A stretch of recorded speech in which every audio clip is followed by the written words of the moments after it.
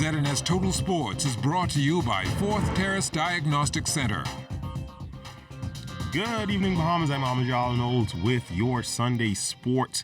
Well, after 2 days of cycling action, it all came down to this: is the Bahamas Amateur Cycling Federation concluded its National Independence Championships at Heritage Park in the final road race in the Elite Men Under 23 Open. The competitors had to cover a stretch of 92 miles. When it was all said and done, only one man could be crowned national champion, and that would be Anthony Colebrook, finishing in a time of 51 minutes, 59 seconds. And in second place would be Felix Neely. Baseball news: a big night at the plate for Jazz Chisholm in AA play as the Arizona Diamondbacks' top prospect homered twice and tied his career high with 5 RBIs, powering his AA Jackson Generals to an 11-4 win over Chattanooga at AT&T Field. Chisholm ranked second in the Southern League with 17 homers. It was Jazz's third 2-homer game of the season.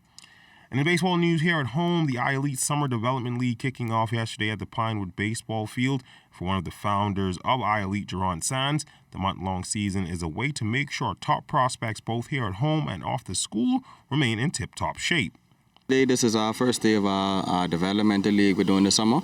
And it's basically, to get the guys who's coming home from school, who's coming home from high school and college, and the local talent to get together and play some competitive games. Keep these guys sharp during the summer, so when they go back to school and wherever they're destined to be, that, they're ready to go and play. That they're not just home sitting around just doing nothing. So just to keep the guys playing, continue getting them better, and, just bring them together so we could try to be more unified.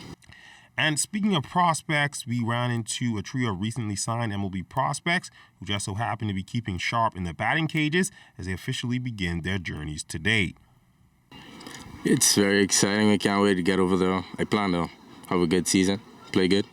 I mean, on the family part, we're not going to be here for the summer, but hope they can handle it. I'm going to miss them. Excited right now. I just can't wait to go out and play, show them what I could do. And yeah, I'm going to miss my family, but I got a phone they could always call me.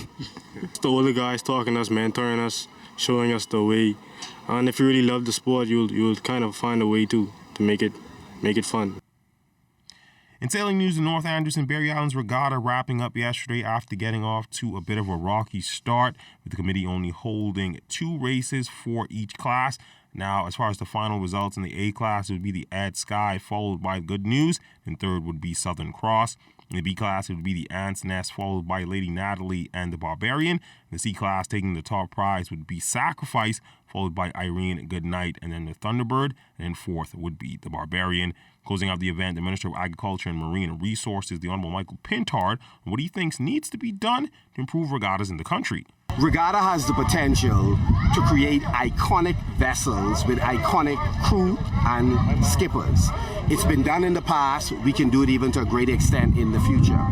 A part of making that happen is attracting tremendous sponsorship, which would enable the brand to be enlarged. That means, one, keeping controversy that can negatively impact funding out of the sport, and I'm happy to see that skippers and crew are committed to that. That means looking at the uniformity of the crew in terms of in their preparation for sailing. Thirdly, ensuring professionalism. That is, we've projected to start on time. Therefore, all along the value chain, from the point of delivery of the boats to the site to the point of getting started, and when A-class race ends, when B-class ends, all of those things are critical to the professionalism of the sport. The Bahamas water polo team taking bronze over in Barbados at the 2019 edition of CC-CAN, falling 16-8 to Puerto Rico. Top goal scorer was Casey Wallace Whitfield, punching in 2 goals. The Bahamas, with the third place finish, however, did qualify for the 2020 Pan Am Games. In volleyball news, the D.W. Davis Gymnasium was filled yesterday as family, friends, and competitors participated in the 3rd annual Defenders TMT tournament in honor of Tomas Thompson, former national team volleyball player who passed away in 2015. We spoke with Tomas's father, along with organizer Jason Saunders, on the importance of the tournament and keeping Tomas's legacy alive. It was an awesome gesture first and foremost, Jason and Margaret, came up with, the hostess tournament on behalf of the Mars. I'm extremely proud for them because they the dance pushed me more, and I could push more myself. But obviously, I think she did a lot. And not just in volleyball, but in life in general. One of the things that we thought about was the factor was Tamaz was a young lady who lived a short life, but she proved to all of us that you can leave a mark without having to live long, and that is something that she did. She was a young lady who had excellent character, excellent disposition toward life, and all of us who coached her, who played with her, our teammates, even the fans, just spoke well about her.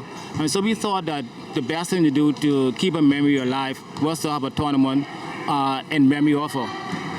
And that's been a look at sports on this Sunday. A quick check on weather is up next. ZNS Total Sports is brought to you by 4th Terrace Diagnostic Center.